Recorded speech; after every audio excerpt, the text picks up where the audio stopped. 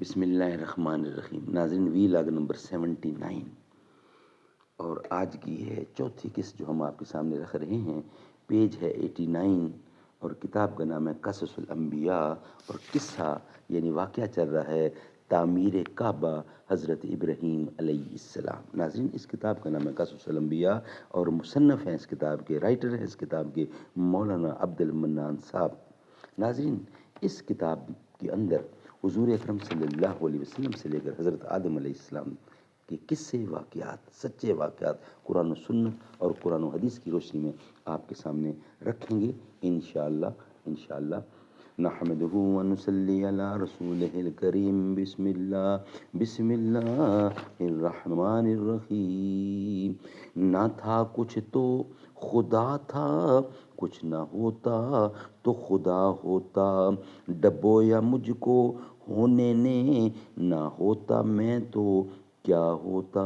ہم پرورش لوح و قلم کرتے رہیں گے، جو دل پہ گزرتی ہے رقم کرتے رہیں گے۔ ایک دن حضرت اسرائیل علیہ السلام آدمی کی صورت بن کر آپ کے پاس آئے۔ حضرت ابراہیم علیہ السلام نے پوچھا، تم کون ہو اور کہاں سے آئے ہو؟ انہوں نے کہا کہ میں اسرائیل ہوں۔ حضرت ابراہیم علیہ السلام نے یہ سن کر اسرائیل سے کہا، تم میری ملاقات کو آئے ہو یا جان قبض کرنے کو؟ انہوں نے کہا، میں آپ کی ملاقات کو آیا ہوں اور آپ کو ایک خوشخبری دیتا ہوں کہ خدا تعالیٰ نے اپنے ایک بندے کو دوست کہا ہے۔ حضرت ابراہیم علیہ السلام نے فرمایا، وہ کون ہے اور اس کی علامت کیا ہے؟ حضرت ملک الموت نے کہا، اس کی علامت یہ ہے کہ وہ مردے کو زندہ کر سکتا ہے۔ حضرت ابراہیم علیہ السلام نے کہا کہ کاش میں ویسا ہی ہوتا یا اسے دیکھتا تو میں اس کے ساتھ دوستی کرتا۔ اس کے بعد اسرائیل علیہ السلام غائب ہو گئے۔ ایک روایت میں ہے کہ حضرت ابراہیم علیہ السلام تلاوت کرتے یا عبادت کرتے تو آپ کی آواز ایک کوس تک جاتی، اور اس آواز کو جو سنتا وہ کہتا کہ یہ آواز تو حضرت خلیل اللہ کی معلوم ہوتی ہے، اور وہ اپنے خدا کی عبادت کر رہے ہیں ایک دن آپ نے تمنا کی، اے خدا بندہ، تو مردے کو کس طرح زندہ کرتا ہے؟ اگر یہ چیز تو مجھے آنکھوں سے دکھا دے تو بہت ہی اچھا ہوگا۔ پس خدا کی درگاہ میں عرض کی، قولہ تعالی وَإِذْ قَالَ إِبْرَاهِيمَ رَبِّ أَرِنِي كَيْفَ تُحْيِي الْمَوْتَىٰ، اور جب کہا حضرت ابراہیم علیہ السلام نے اپنے رب کو، دکھا مجھ کو کہ کیوں کر جلاتا ہے تو مردے کو۔ اللہ تعالیٰ نے فرمایا، قَالَ أَوْلَمْ تُؤْمِنْ، ترجمہ، کہا کیا تو نے یقین نہیں کیا؟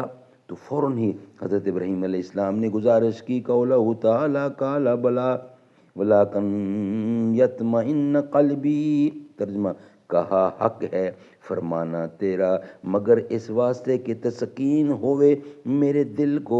باری تعالیٰ نے فرمایا، فَأَخَذَ أَرْبَعَةً مِّنَ الطَّيْرِ فَصَرَهُنَّ إِلَيْكَ ثُمَّ اجْعَلْ عَلَىٰ كُلِّ جَبَلٍ مِّنْهُنَّ جُزْءًا ثُمَّ ادعهن يأتيك سعيا واعلم ان اللہ عزیز الحکیم۔ ترجمہ، فرمایا کہ تم پکڑ لو 4 جانور اڑنے والے، پھر ان کو اپنے سے مانوس کر کے بلا لو، پھر ان کے ٹکڑے کر ڈالو، اور پھر ان ٹکڑوں کو مختلف پہاڑوں پر ڈال دو، پھر تم ان کو بلاؤ، وہ تمہاری آواز پر اپنے اپنے جسم کی طرف ہر ٹکڑا آوے گا، اور وہ میرے حکم سے اپنی پہلی حالت میں آ جائیں گے، اور سب کے سب زندہ ہو جائیں گے۔ اور یہ اچھی طرح سے جان لو کہ اللہ تعالیٰ زبردست حکمت والا ہے۔ بحکم الہی حضرت خلیل اللہ جانور لائے۔ ایک ان میں طوس تھا اور دوسرا مرغ، اور تیسرا کوا، اور چوتھا ان میں ایک کبوتر تھا۔ ان کو انہوں نے پالا اور اچھی طرح سے اپنے سے بلایا۔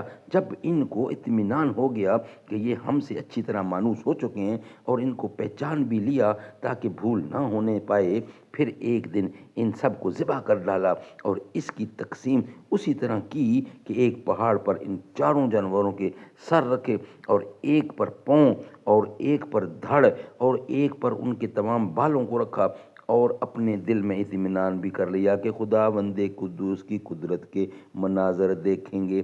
پھر انہوں نے بیچوں بیچ کھڑے ہو کر ایک جانور کو پکارا تو اس کا سر اٹھ کر ہوا میں کھڑا ہوا، پھر کچھ دیر بعد دھڑ اس سے آ کر مل گیا، پھر پاؤں ملے، پھر آخر میں آ کر پھر پاؤں ملے، پھر آخر میں آ کر مل گئے، اور جب وہ اپنی پہلی اصلی حالت میں ہو گیا تو وہ دوڑتا ہوا چلا آیا۔ اسی طرح چاروں جانور باری تعالیٰ سے درست ہو گئے اور اپنے اپنے اعضاء سے مل کر صحیح سالم اپنی اصلی حالت پر اڑتے ہوئے حاضر ہو گئے۔ پھر فرمایا اللہ تعالیٰ نے ابراہیم علیہ السلام کو۔ ناظرین، یہ وی لاگ نمبر نیکسٹ جو آنے والا ہے 80 نمبر، اس کا بقیہ حصہ آپ کے سامنے رکھیں گے، کیونکہ یہ کنٹینیوٹی ہے اس واقعے کی، تاکہ آسانی سے آپ کی سمجھ میں آ جائے۔ یہ وی لاگ یعنی 79 کمپلیٹ ہوتا ہے۔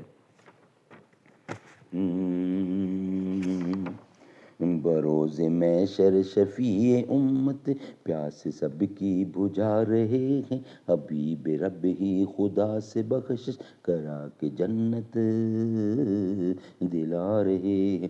حضور جس دم جہاں میں آئے، خوشی سے ہر ایک یہ گیت گائے۔